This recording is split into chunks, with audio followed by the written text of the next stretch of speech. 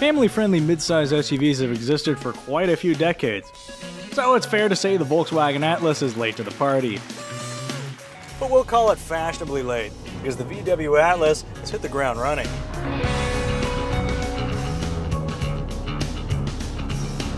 Shot in hulking, chiseled bodywork, the Atlas has a striking, maybe even macho vibe. Machismo aside, the Atlas is utterly civilized on the road. Key to that well-mannered demeanor is the steering. It's light, quick, and completely free of slack. But then there's the issue of placement. If you're over 6 feet tall, you're probably going to lower the seat. And when you do, the steering wheel's limited downward travel creates this awkwardly high steering position. We're not sure who's in charge of steering wheel adjustment, but we noticed the same issue in the Atlas's smaller Tiguan sibling. But beyond that, we really enjoy the way the Atlas behaves around town.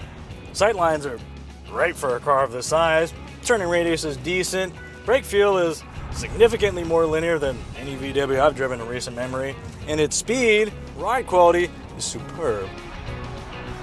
Pick up some more speed, and the cabin lets in just a smidgen of road and wind noise. Comparatively speaking, the Atlas ranks near the top of the class when it comes to noise suppression, trailing the class-leading Chevy Traverse by only a few decibels. On the heels of all that praise come some negatives. The VW Atlas is a few steps behind the competition where acceleration and fuel economy are concerned. The latter might have been addressed by the diesel engine that was originally planned, but, well, you know.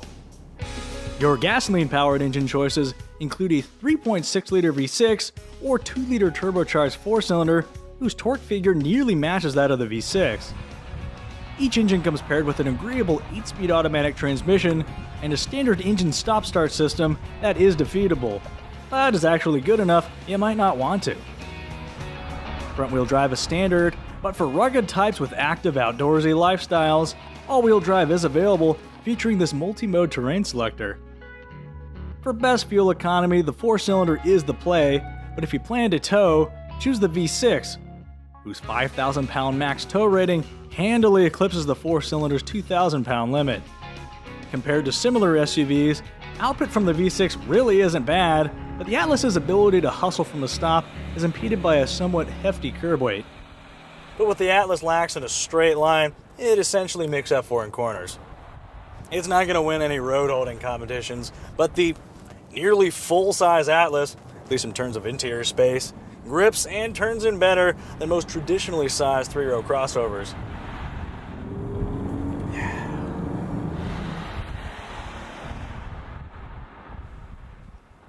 Speaking of size, the rear quarters are huge. As you might expect, the second row slides and reclines, but this is where the Atlas shines.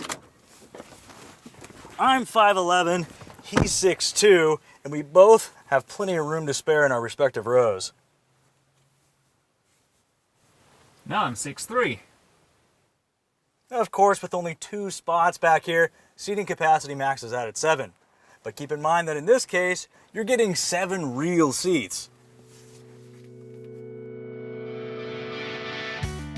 Impressively, behind those seats sits 20.6 cubic feet of space, which is quite generous for the category. Folding the second and third rows opens up a cavernous 96.8 cubic feet. Beyond sheer volume, the cabin features comfy front seats with commendable thigh support, decent materials quality, though the hard plastics look and feel cheap, a fantastic configurable instrument cluster that's easy to read unlike many similar systems, and lots of storage including a deep center console, lower dash storage, and even an upper dash tray. In its least expensive form, a 4-cylinder Atlas S trim costs about $31,500. For that sum, you'll get dual-zone climate control, 6 airbags, an outstanding transferable 6-year 72,000-mile bumper-to-bumper warranty, and a 6.5-inch touchscreen. On the other end of the pricing spectrum sits the Atlas SEL Premium V6. Among its many delights are a 360-degree camera system, an awesome-sounding Fender audio system, an automatic parallel parking system that would definitely fail the driver's test. You just ran into the curb! And this fantabulous infotainment center. What makes it so good? I'm glad you asked. For starters, the display is large and within arm's reach. Input responses are immediate. The icons are large and easy to see. It's got Android Auto and Apple CarPlay integration, proximity sensing, and these handy menu shortcuts.